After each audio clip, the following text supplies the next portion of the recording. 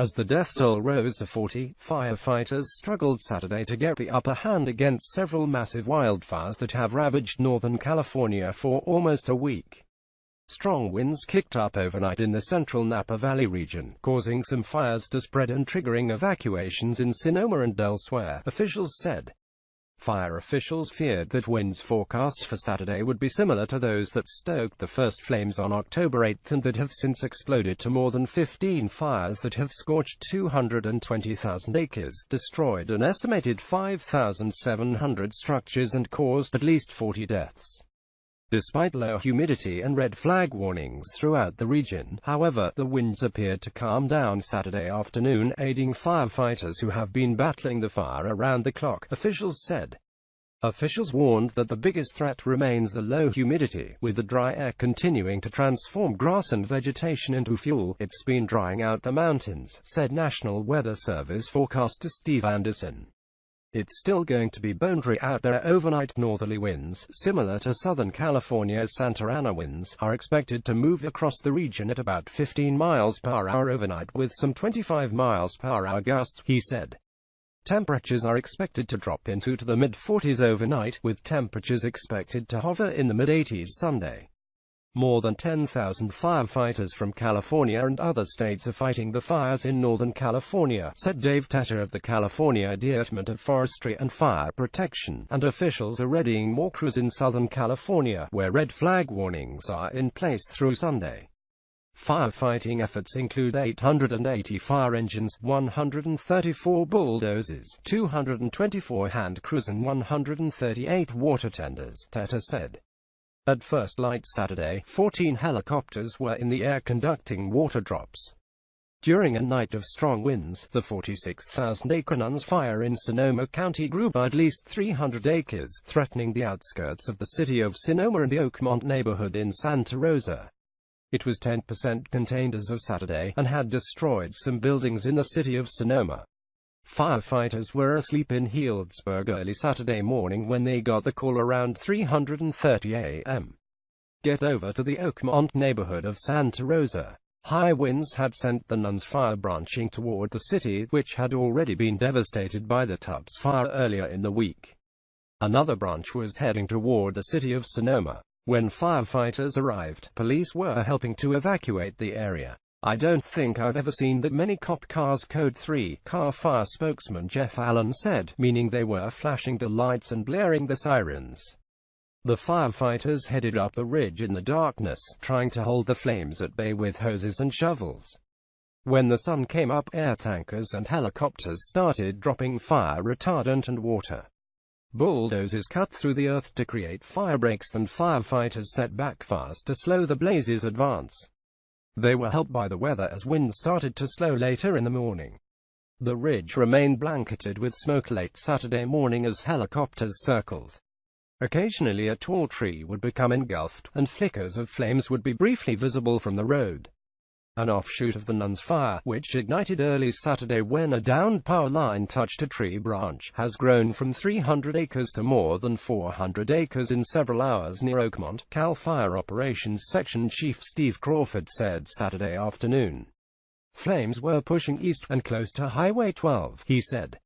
Firefighters are also working to hold flames back from reaching the outskirts of Sonoma. The wind has hit us pretty hard, and there's a pretty good firefight going on in the field right now, Crawford said. Winds have also stopped some air tankers from making water drops on flames closer to street. Helena, Crawford said. 22 people have died in the Tubbs Fire in Sonoma County, 8 in Mendocino County, 4 in Yuba County and 6 in Napa County. Napa County officials identified 2 new victims of the Atlas Fire as George Cheney, 89, and Edward Stone, 79. The 2 men owned a house in the 2300 block of Atlas Peak Road, where officials found their bodies Thursday, county spokeswoman Molly Rattigan said.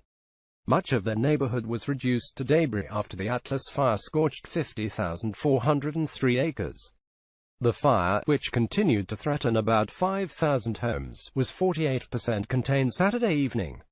All around, the view was one of entire hillsides charred black and some wineries with nothing but brick frames and melted equipment. Just down the road from the house where Cheney and Stone were found, one spot remained untouched by the fire: the bubbling well pet memorial park, a pet cemetery on Atlas Peak Road. The park was still covered in lush, bright green grass. The sound of its babbling brook was interrupted intermittently with the sound of a fire truck, a utility crew's diesel engine powering up the mountain to extinguish hot spots and continue the arduous task of reconnecting the mountain residents' homes to the valley city below. On Saturday afternoon, a deer and 2 fawn found shady refuge under an oak tree as smoke from the Nuns fire could be seen rising from the hills on the other side of Napa Valley. One of the wettest winters on record, followed by the hottest summer on record, has created possibly the worst potential for fire in Napa County that the state has seen, a CAL FIRE spokesman said Saturday. Experts use a scientific formula to determine the potential of a fire, called the energy release component, said CAL FIRE spokesman Mike Smith. On Saturday, that potential was the worst in recorded history, Smith said. Crews have not seen this amount of fuel this dry in the path of a fire in at least 26 years, he said. Today is going to be a much different day than you've experienced unless you were here from the beginning, Tom Wright of the National Weather Service told fire crews in Napa at a Saturday morning briefing. It's a really critical day. The Atlas fire saw 35 mph winds over ridgetops Friday night, blowing to the south and southwest. The fire is continuing a slow march north toward Lake Berryessa, Smith said. The fire spread slightly along its southern and northwestern edges overnight, officials said Saturday morning. The strongest containment lines have been built around the southern and western faces of the fire, closest to the city of Napa. But Napa County officials expressed optimism at a Saturday news conference, saying they were confident that the Atlas fire would remain under control. Around 9 a.m., as Supervisor Belia Ramos spoke, winds were light and no new evacuations were expected. No one was going to be allowed into the evacuation areas Saturday, officials said, because Caltrans was spending the day trying to restore the roads. The National Guard has been called in to help the California Highway Patrol block the roads, as Caltrans crews in the hills work to remove rocks, mud, burned trees, fallen branches and downed power lines, CHP Captain Chris Childs said. Locals have been urged to avoid trying to help the cleanup. The county public health director declared a local emergency in order to bring in more resources to remove toxic ash and burnt remnants of homes and cars. Of 224 people unaccounted for in Napa County, 146 have been found safe, 4 have been identified as dead and 74 remain missing, Ratigan said. But the combination of high winds and high temperatures raises the potential for burn areas to expand quickly, officials said. Crews continued to gain ground against the 35,270-acre Tubbs fire, which is 44% contained. The nearly 11,000-acre Pocket fire, east of Geyserville, is 5% contained. In Mendocino County, the 34,000-acre Redwood fire was 20% contained as of Saturday. Taken together, the death toll from the wildfires in wine country has exceeded that of the 1991 Oakland Hills fire, which totaled 25. The Cedar Fire, which swept through San Diego County in 2003, killed 15 people and destroyed more than 2,800 structures.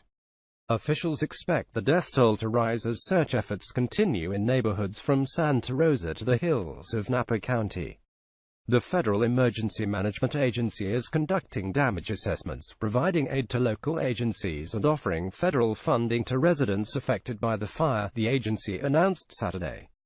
The road to repair will be a long one. In Napa near Atlas Peak Road, 51-year-old Robert Vickham controlled the traffic flow on a two-lane highway with a sign as his colleagues at Traffic Management Inc. methodically cut down eucalyptus trees lining its edges.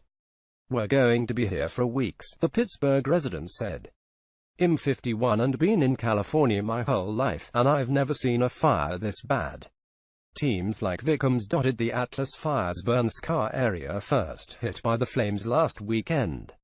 "Slowly but surely, every tree in the way of a damaged utility line is going to come down," he said, with tall brown power poles down the hill waiting to fill in the gaps. Gov. Jerry Brown and U.S. Sens. Dianne Feinstein and Kamala Harris visited affected areas of Sonoma County on Saturday. Brown has declared a state of emergency for Solano, Napa, Sonoma, Yuba, Butte, Lake, Mendocino and Orange counties. The Canyon 2 fire in Anaheim Hills was 70% contained as of Saturday morning. The devastation is just unbelievable. I just drove by hundreds of houses that were totally destroyed, Brown said during a news conference at Santa Rosa High School on Saturday afternoon. Harris shared his awe after the tour of the devastated areas. It's unpredictable. It skips over certain houses.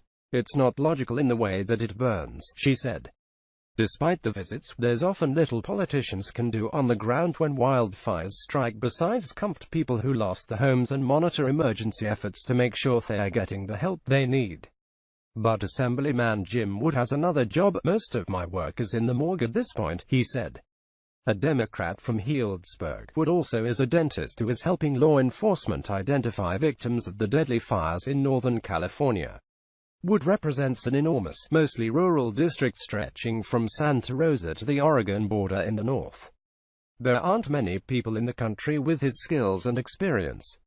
So when the latest fires started, he said, I knew at some point I would be called. It's the kind of work HES done with sheriff's offices in counties like Mendocino and Sonoma for years.